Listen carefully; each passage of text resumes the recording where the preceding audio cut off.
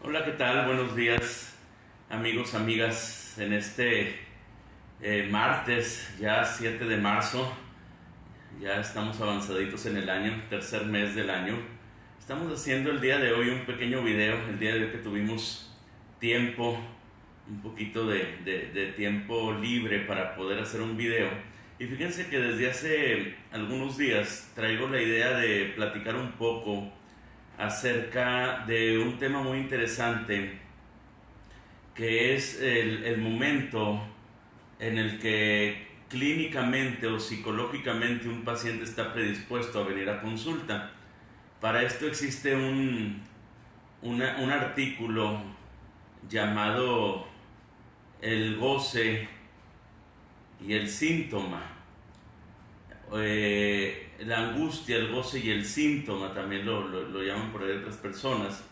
Es un tema en particular, se han escrito varios artículos acerca de este tipo de tema, pero realmente de lo que habla es cuáles son las condiciones, pues pudiéramos llamarlas dinámicas o emocionales y dinámicas que transcurren en la parte intrapsíquica del sujeto, del ser humano, que es lo que lo lleva a ocupar un lugar en la consulta.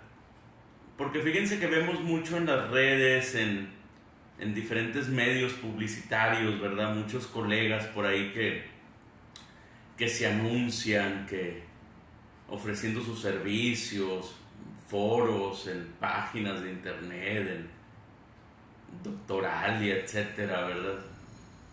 Y si bien es cierto, pues que es un método publicitario, digamos, pues relativamente ordinario, ¿verdad? Ahora con lo de las redes, pues se ha puesto muy de moda incluso hacer este tipo de videos, buscando por ahí publicitar los servicios de terapia o de consultoría psicológica. La realidad es que, pues si bien es cierto que a lo mejor el alcance masivo o el alcance al público puede ser más o menos importante, el impacto realmente en la terapia, en la consulta constante, en la cartera de clientes constante, pues no es tan significativo gracias a este tipo de interacciones. O sea, realmente pudiéramos decir que es una manera por ahí, pues hasta digamos actual, moderna, contemporánea de estar presente. Pero realmente eso no es, o esto no es lo que mantiene un paciente aquí en la consulta. Hay una serie de elementos clínicos que son los que realmente mantienen a un paciente aquí. Me acuerdo por ahí de un colega que decía, la diferencia no está en el cuántos pacientes hacen una cita o cuántos pacientes llegan a consulta. Realmente el factor significativo es cuántos pacientes se quedan en consulta, ¿sí? Porque gente que llega por primera vez hay un montón. Incluso, bueno, en lo particular a veces tienes que incluso hasta depurar un poco o canalizar por ahí, hacer algunos filtros. Para ya cuando tienes cierta experiencia, sabes aplicar ciertos filtros para que llegue aquí a la consulta el paciente que realmente es candidato a cumplir con un proceso terapéutico, o también lo que le llamamos la adherencia terapéutica, a adherirse clínicamente a un tratamiento. Entonces vas por ahí haciendo alguna especie de filtraciones de los pacientes que realmente son clientes en una atención privada, y por ahí los otros son más bien candidatos a canalizar a otras instancias institucionales, públicas, etcétera, ¿verdad? Pero a mí me gustaría hablar de cuál es la formación mental que opera en un paciente que realmente se queda en terapia. Y por esto hablamos de la angustia, el goce y el síntoma. Y pudiéramos primeramente definir cada uno de estos elementos. Primero que nada, el síntoma, que es el más simple de todos, pues es ahora sí que la manifestación conductual por la cual el paciente llega a la consulta. O sea, hay una manifestación en su comportamiento y en sus consecuencias en la vida, ¿sí? Que nos llevan a que la persona traiga un sufrimiento, una necesidad.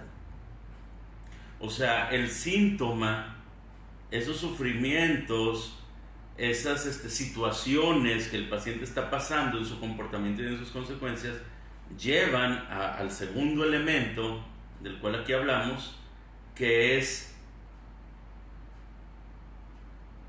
la angustia o la ansiedad. Es decir, el síntoma lleva a la angustia. Pero también, y ahí entra el tercer elemento, el síntoma lleva a un goce. Por ahí algunos le llaman el salario del síntoma. En la vieja escuela le llamaban el beneficio secundario del síntoma o la ganancia secundaria. Entonces, aquí lo interesante es lo siguiente, o sea, nosotros tenemos un síntoma y acompañando al síntoma hay dos elementos, que es la angustia y el goce. Por lo general, y en un paciente relativamente neurótico, ¿sí? El goce del síntoma, ¿sí?, siempre va a estar por encima de la angustia. Perdón, habíamos dicho que este era el goce y esta es la angustia. El goce siempre estará por encima de la angustia, ¿sí? Y mientras el goce esté por encima de la angustia y el síntoma en medio, un paciente jamás va a poner un pie aquí. Y ese es el gran error que cometen, con todo el respeto, muchos colegas, que están tratando de convencer a gente allá afuera que traen el goce por acá y la angustia por acá, de que deben de venir a terapia. O sea, es como tratar de, a fuerza, tratar de estar haciendo esto y convencerlos de que deben de venir. Ese paciente nunca va a venir. El paciente que realmente viene a terapia, que realmente es cliente en un concepto o en un contexto terapéutico, es aquel paciente en donde el goce ya está por abajo de la angustia. Está el síntoma en medio y la angustia superó al goce. Ese es el paciente que va a venir. Tu colega no te tienes que estar preocupando por estar convenciendo a alguien que anda así de que venga aquí. Más bien por lo que te debes de preocupar es por el que está, por el que esté aquí sepa que tú existes. ¿Sí? Esa es la verdadera mercadotecnia de estos días, si le quisiéramos llamar. ¿Sí? O sea, aquí el tema es que tu cliente no es este, tu cliente es este. El paciente que realmente necesita ayuda y al que verdaderamente vas a poder ayudar, que eso es, a final de cuentas, lo más importante en este proceso, ¿sí?, es aquel paciente que la angustia está por arriba del goce. Ahora, vamos a ponerlo en términos coloquiales, cotidianos.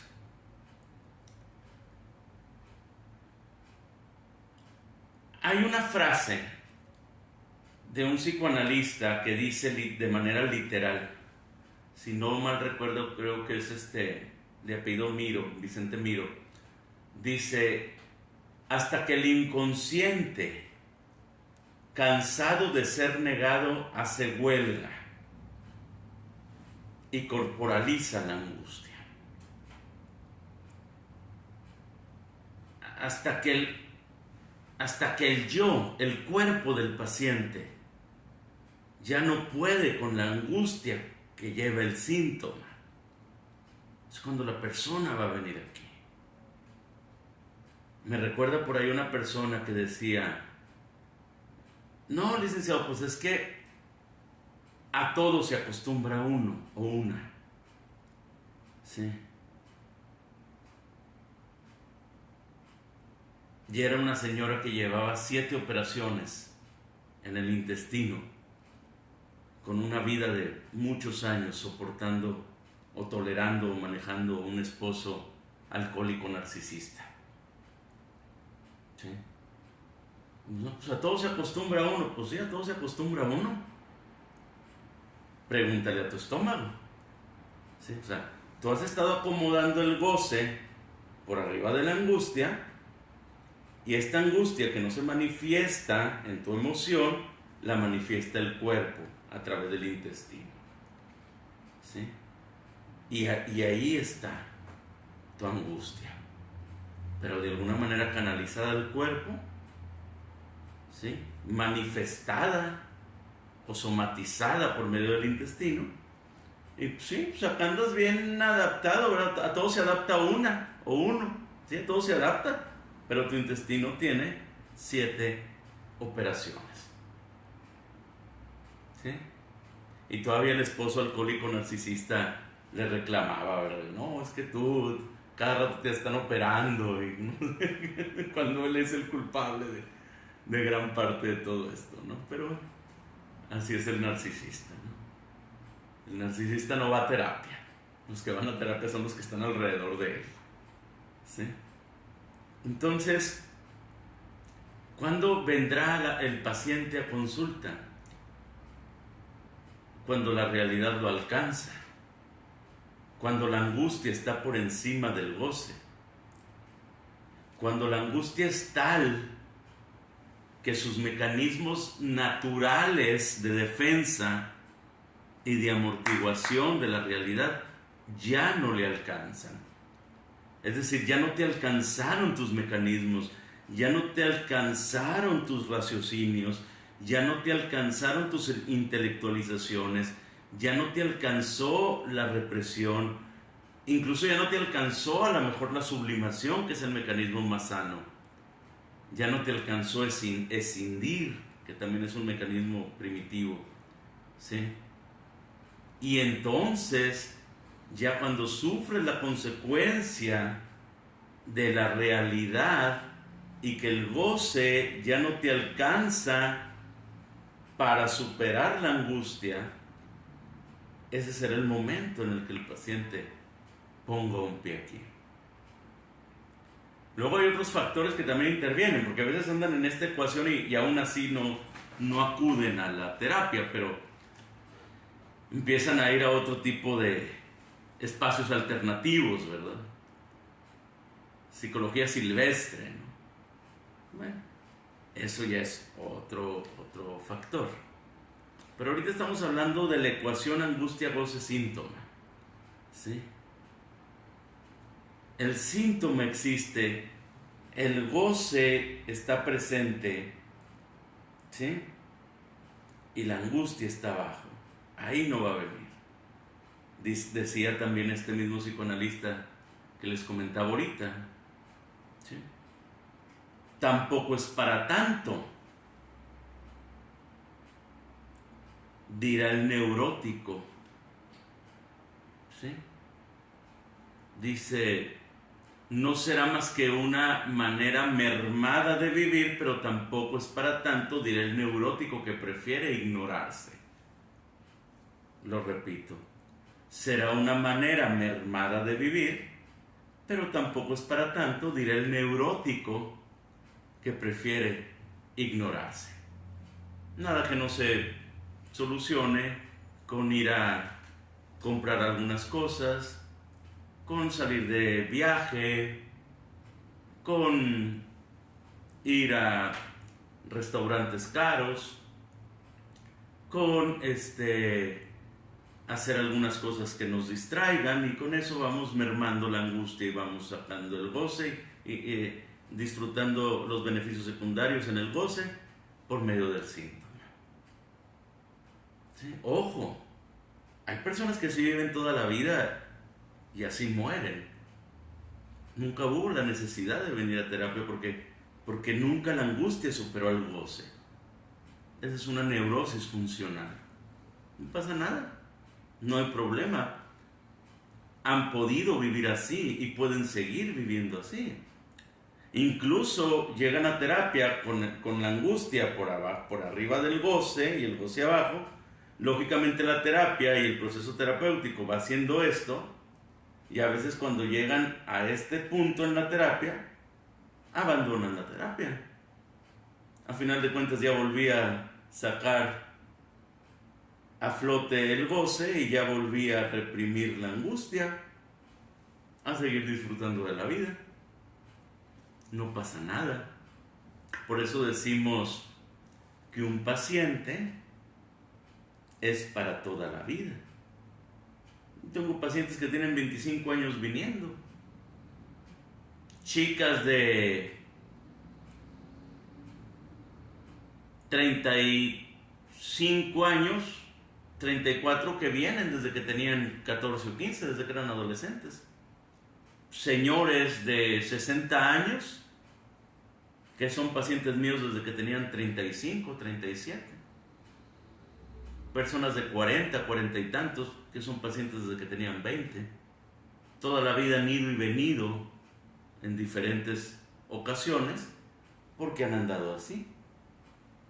Angustia por arriba, goce por abajo, voy con el psicólogo. El psicólogo me ayuda a hacer esto, goce por arriba, angustia por abajo, dejo de ir. Dejo de ir un tiempo, vuelve a pasar esto, vuelvo a ir. Otra vez nos nivelamos, dejo de ir. Y así van y vienen, van y vienen. Por eso el paciente es paciente toda la vida. Pues espero que les haya servido esta reflexión, esta información. Es un tema muy interesante, muy bonito. Lo vemos mucho en el diplomado de psicodiagnóstico, lo profundizamos un poquito más. Pero pues este es pequeño resumen, una pequeña síntesis de lo que es esta famosa ecuación de angustia, goce y síntoma. Me dio gusto saludarlos y que tengan un excelente resto de semana. Muchas bendiciones, hasta luego.